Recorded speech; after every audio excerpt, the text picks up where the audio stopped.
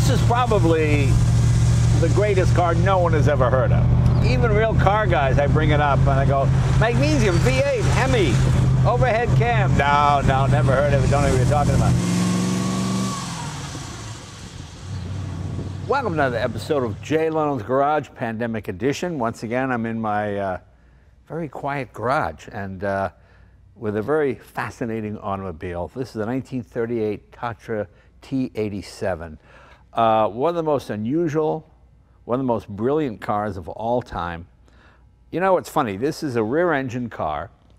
It is a V8, it is air-cooled, it is 2.9 liter, it has a Hemi head in it, it's got a 4-speed transmission, and the block is cast magnesium for lightweight. You know, it's funny, here in America, we all go crazy for the Tucker. You know, the Tuckers sell for, well, over $2 million. Some of them, the average one's about $1.5 million. And certainly a nice car and a fascinating car, but this predates it by 10 years and was a much more finished automobile. You know, the Tucker, nothing against the Tucker, but it used somebody else's engine, a Franklin aircraft engine. It used a transmission from the Auburn Cord, and almost, they built, what, 51? I think every one was a prototype. Tatra built these as sedans, very dependable. These cars got 20 miles per gallon, that's 60 miles an hour, which today doesn't seem like a whole lot. But back in the day when you had a big car like this, 6 to 9 miles per gallon was the norm. And the fact that this would get 20 miles per gallon, which is pretty amazing. And with the aerodynamics, when you get off the throttle at this at 60, it almost feels like freewheeling because it's cutting through the air so efficiently. And the coefficient of drag in the wind tunnel was 0.24. And on the finished production model with all the stuff on it and, you know, people in it and windows and everything, it was 0.36, which was amazing, which was just unbelievable. You got that, you had that big fin in the back for directional stability. The vehicle has about 38% at the front. So it's very lightweight. When I open the hood, you'll see you have the gas tank up here plus 2 spare tires to kind of weigh down the front a little bit. The advantage is you can really drive it with one finger. These were built in Czechoslovakia. The designer was a man named Hans Ludwinka, just a brilliant engineer. Hans Ludwinka was a contemporary of Ferdinand Porsche. Porsche, of course, developed the Volkswagen, but actually Hans Ludwinka was one of the leading lights behind it. Porsche would say that Ludwinka was looking over his shoulder and he was looking over Ludwinka's shoulder. And when they went to court and won, he was awarded whatever the German currency, 3 million Deutschmarks, whatever it was. He didn't ever get to collect it. He didn't have a very good lawyer. What had happened was when the Nazis took over, Ludwinka was forced to work for them, as many people in Germany were, and when the Soviet Union put him on trial, he wound up doing 6 years in prison. Rather sad story. Released in 1951, filed his lawsuit, won, but never collected anything, and then died, I think, somewhat penniless in '67, but he was a brilliant designer and engineer. This body was designed by Paul Jaret, and who was one of the leading aerodynamicists of the period. He was the guy that designed the Graf Zeppelin. That was his deal. And this is, I think, one of the first truly aerodynamic automobiles. It is just a fascinating car to drive. Even though it's 1938, it really feels like a car from, I don't know, the early 60s. It handles well. Well, let's put that in perspective. It handles differently. You know, because of the swing axle, we all know the trouble with Volkswagen and Corvairs with the swing axle. If you run 40 pounds of pressure in the rear and 22 in the front, you're fine. But these gained quite a reputation because when Germany invaded Czechoslovakia and took over the Tatra factory, these were luxury cars and these were commandeered by the SS and the high command. And they were so fast and so deceptively quick that a lot of the officers would get on the Autobahn, come off the exit at high speed, roll them. You know, the wheel would tuck under and they'd go off. just as you would in an early Porsche, because they didn't know to stay on the throttle through the corner. You know, they'd back off and the wheel would tuck under. And I think the first week, they lost 7 commanding Nazi officers, and Hitler said, that's it, no more Tatras. I don't want any of my people trying, just leave them by the side of the road. Don't bring them back to Germany, just leave them there. And I think in the first week, these actually killed more Nazis than the Czechoslovakian army. Just not an insult, it's just one of those stories that I sort of enjoy. But yeah, so the car is a bit of a hero in that sense. But a fascinating car. We'll go for a ride in a little bit and you'll see. But I'll take you through it and show you some of the elements of it. It has 4-wheel hydraulic brakes. You know, nowadays we live in a world where almost all information is shared universally. If there's a breakthrough in Germany in suspension design, we learn about it here. There's a breakthrough here, they learn about it in France or Italy, wherever. Whereas Hans Ludwinka was working in Czechoslovakia, sort of on the other side of the Tatra Mountains. So he just did his own thing. Engineering-wise, design-wise, this doesn't really resemble any other car. There's a story that Hans Ludwinka had a cousin, I think his name was Breer. He worked for Chrysler, and the airflow is reminiscent of this. But when you look at the wheels on the Tatra and the wheels on my 34 Chrysler Airflow, it almost looks like the same wheel. So maybe there's some truth there, but it's one of those rumors that you don't really know. I like the window setup here. It looks like one of those Ford, what was it, the tri-motor, the aircraft, you know? And it had the 3 windows in front. It's a 4-seater. You have a sunroof. It's fascinating because you have your rear seating compartment here, then you have a firewall, then you have a luggage compartment, then you have another firewall, and then you have the engine. So the engine is so far back, no fumes get in the car, no noise gets in the car. It's all sort of behind you, and you're sitting way up front here. And because the weight distribution with only 38% in the front, you can really steer it with one finger. It almost feels like power steering from the 50s. You go, how could this be so light when it's moving? That's why they have 2 spare tires up front and the jack and everything, just to get a little more weight over the front wheels.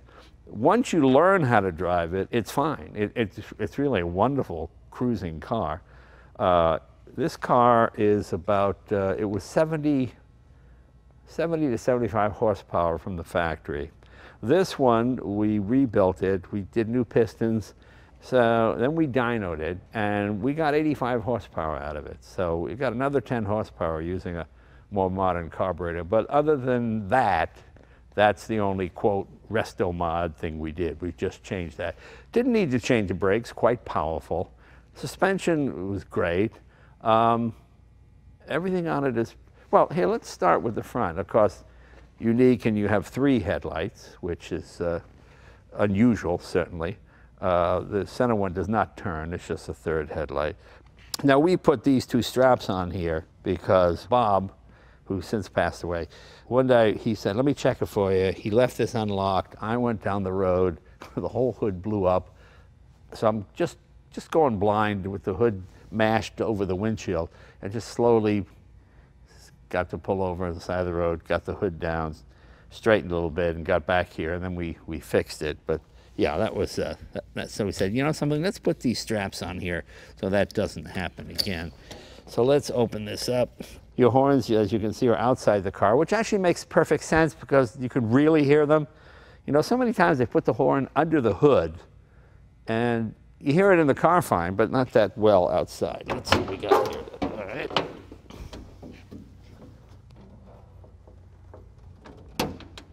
Well, as you can see, I only have 1 spare tire under here. I didn't feel the need for 2. I usually keep the tank pretty full, so that keeps the front end down a little bit. We added a new oil cooler. This is the oil cooler here. These lines run all the way to the back of the car, and it works very well. You've got a pretty good oil capacity in this thing, so it's always circulating.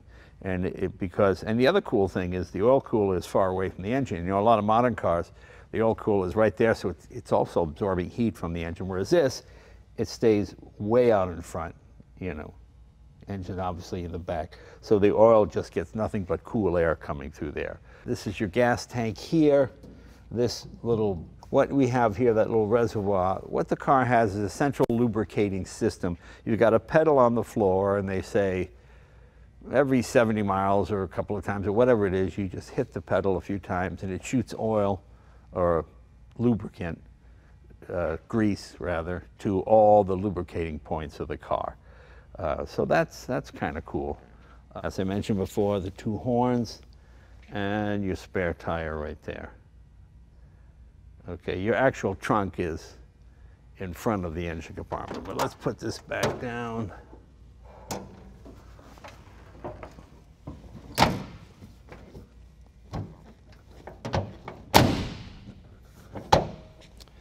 Let's fasten that, there we go. There we are. You always want to put these on so the hood does not fly off again. Okay. It's a unique looking car, nothing else on the road.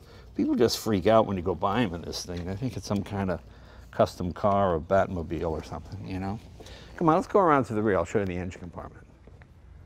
This is probably the most controversial side of the car because of this huge fin for directional stability. It actually works, although on a windy day, when you get those crosswinds on the freeway, you can feel the back end move a little bit with this if it's blowing really hard. Your rear view mirror, you have a window and then you see through these slats. You know, everybody talks about the Lamborghini Muro, you know, had the slats. Weren't they the first ones? Well, no, this actually had it first. Rear vision is not great. That's why we put the side mirrors on there. Nice chrome bumpers, a lot of air, but let's open it up. All right. Here is something interesting. What you have right over here, I've just got these wires. See those 2 spark plugs in the firewall? But in Czechoslovakia, gas stations were few and far between. So the idea was, every time you sold a car, you had to sell it with some spare parts in the car in case the owner needed them.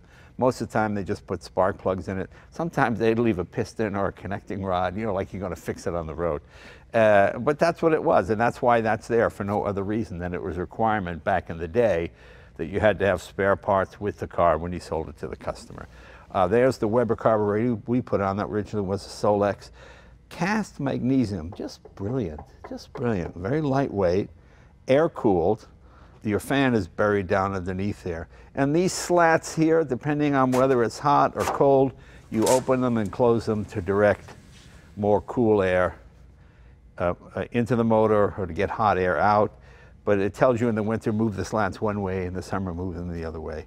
Very clean design, and it's a V8. That always freaks people out. They expect to see some little 4-cylinder or something, but it's a 2.9, Hemi head, as I said. A brilliant design, and just a wonderful, wonderful motor. And of course, air-cooled, so you never have any problems with, you know, well, freezing or water or anything like that. You know, it's brilliant. Check your oil right here.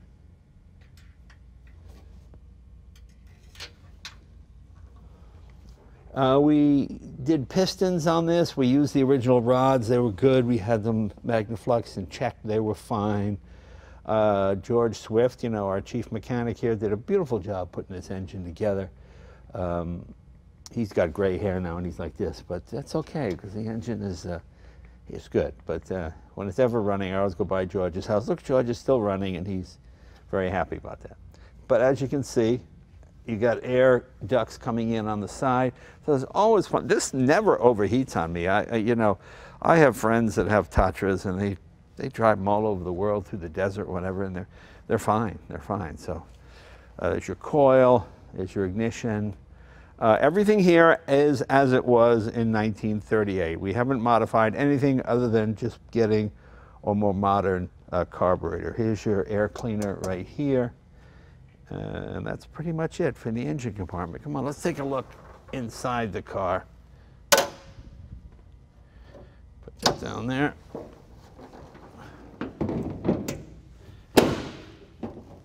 Come on, show the inside.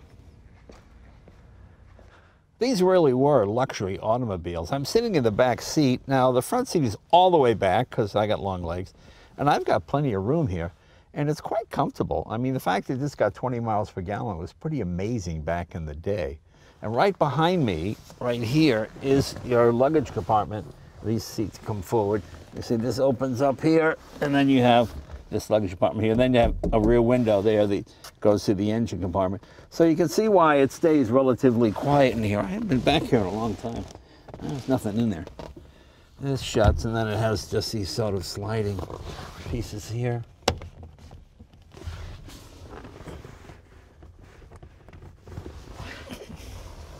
And you have another little window here, so it's not claustrophobic, and a huge, just an enormous sunroof. So it's, you have magazine pockets back here as well. So it's actually quite a pleasant place to be. And I love this green leather, so that's pretty neat. This is all the original interior in the car as well.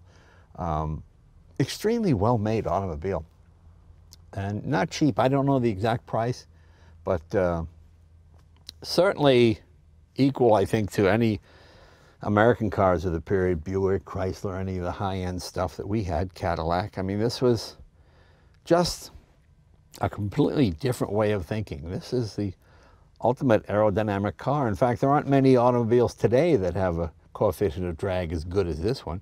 You probably have to go to a Prius or one of those cars to match it.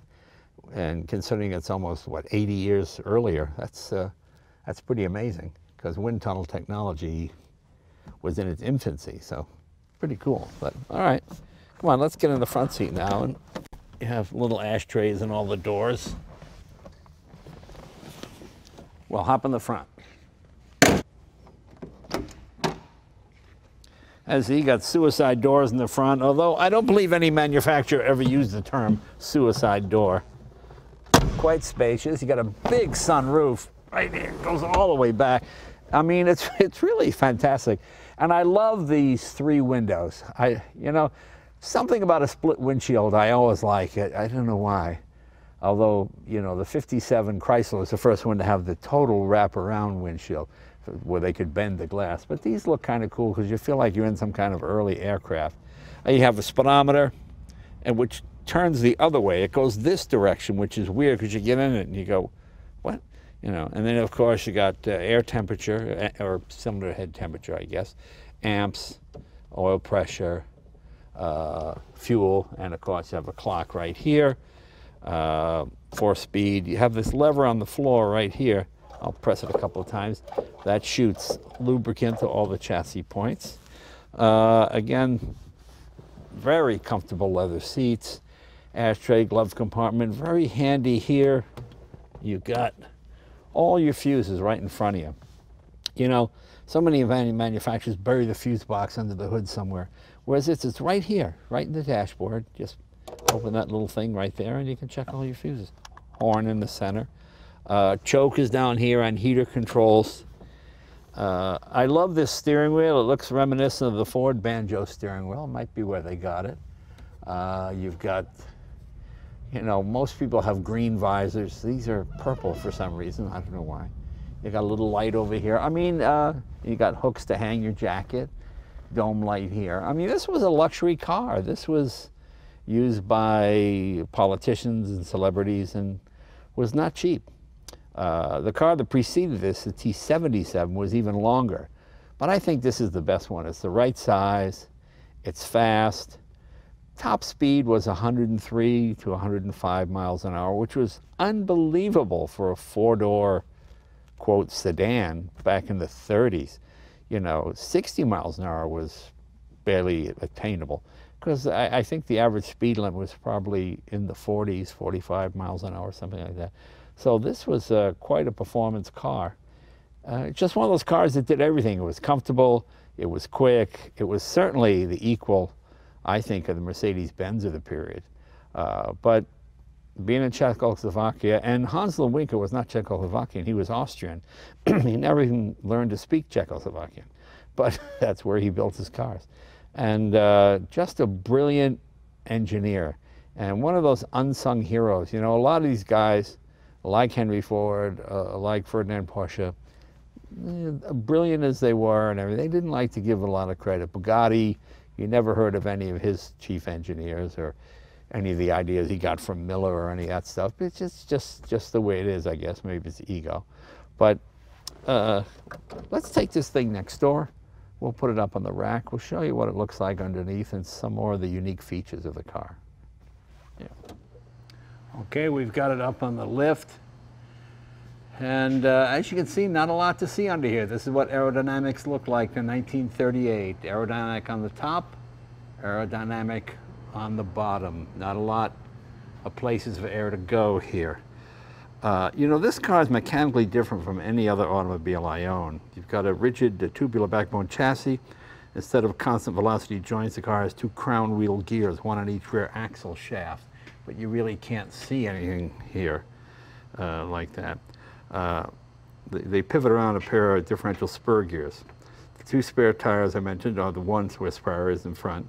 You know, it's interesting. There was a guy named Gordon Wilkins. He was a British automotive writer. And because of the tail-happy tendency of these things, he says, driving a Tatra produces the uneasy exhilaration you get from shampooing a lion. And I just thought that was sort of interesting. You know, it's just interesting. But you got your spring across the front here.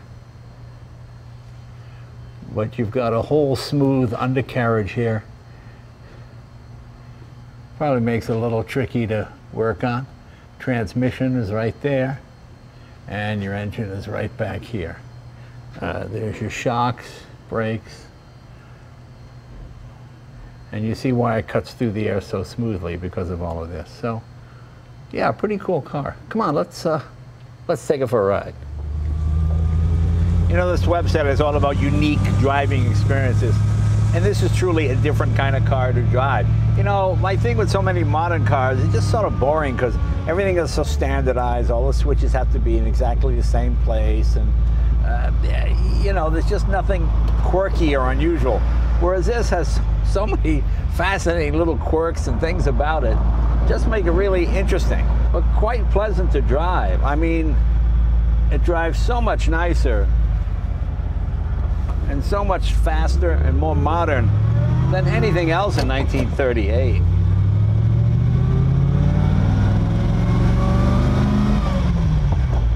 Yeah, I'll tell you a funny story. One day, looking at one of the European magazines, and after I got it, trying to find anything on Tatra, and this is probably the greatest car no one has ever heard of.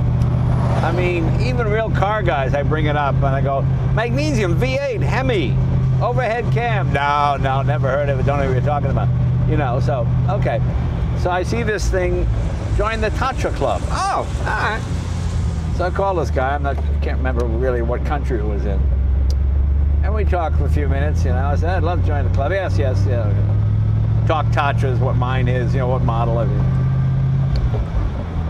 So I says, what are the benefits of joining the club? So we have a newsletter, and we have a spare scheme. We get various parts, you know, and trade tips with the owners. That's all good. So we have a Christmas party. I said, well, I'm not sure I can make the Christmas party. I said, great, I'll join, you know. Okay, fine. And I said, how many people are in the club? He goes, counting you, 4. I go, 4? You mean it's just you and 2 other guys until I joined? He goes, yeah. Well, it must have been a hell of a Christmas party. Hey, wow. Just that kind of quirky, you know. And then you always meet these guys who know every fact. You know, every little washer, every screw, how many millimeter it was, you know. Yeah. But I love that. Always reminds me of the book Fahrenheit 451. They made a movie out of it too, where they burn all the books, and so people walk around and everyone memorizes one book, so they become that book and they have that knowledge. And that's what it's like when you join these car clubs. There's always one guy who knows everything about Hemis, another guy knows everything about Ford Falcon Sprints, you know.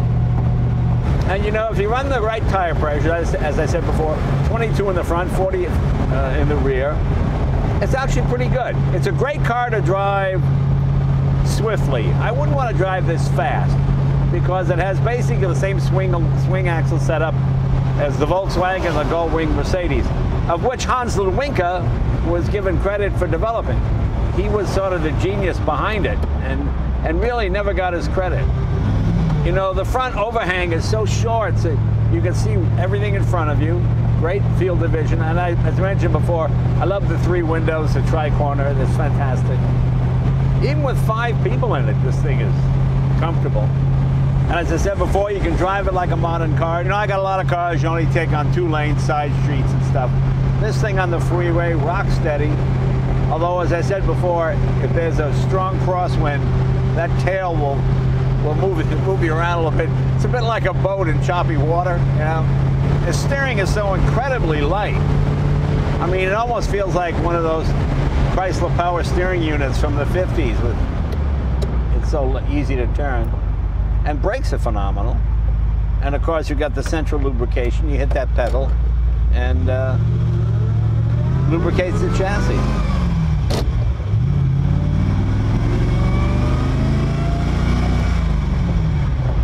And the engine revs like a modern engine. I mean, it's probably good for 4,500, maybe 5,000 RPM, which is unbelievable back in the day. I don't take it quite that high because it's plenty torquey. It's 2.9 liters, which is big by European standards.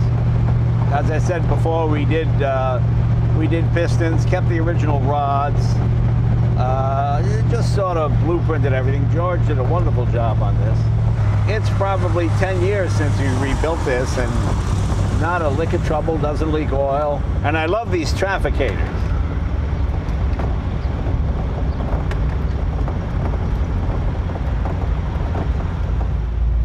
I had a guy contact me. He took a Tatra motor and put it in a motorcycle, like a gull-wing frame or something. And he said it's pretty good because it's still a pretty light motor.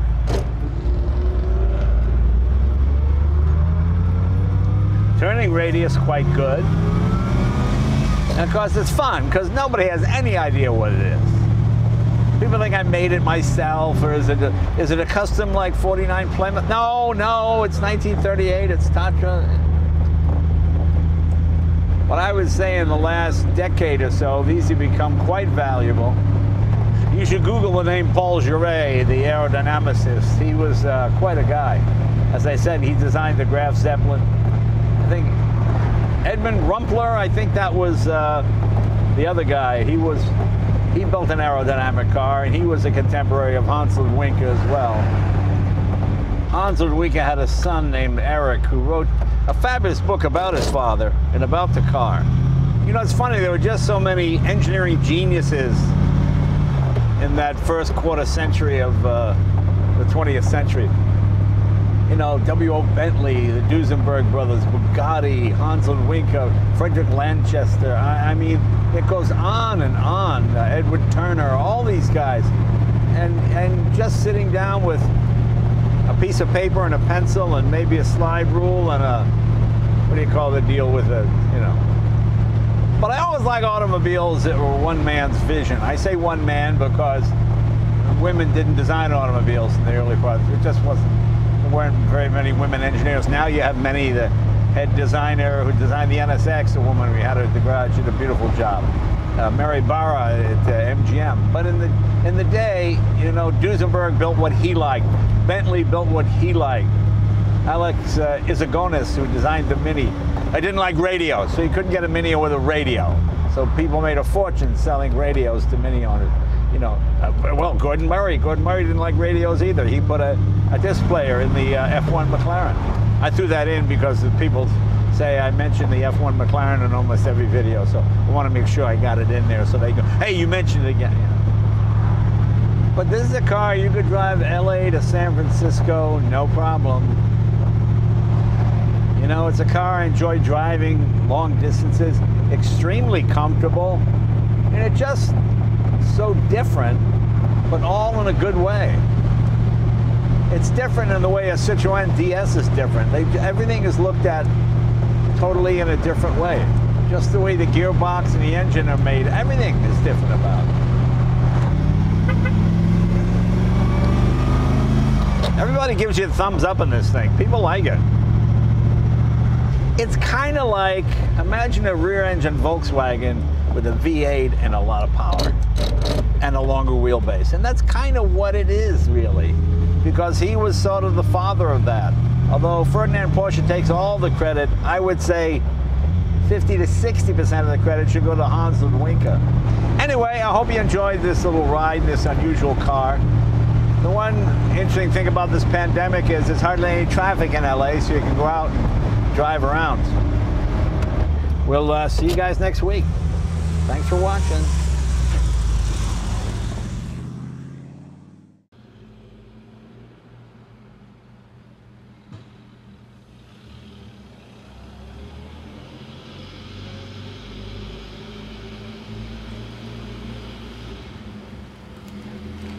Mm-hmm.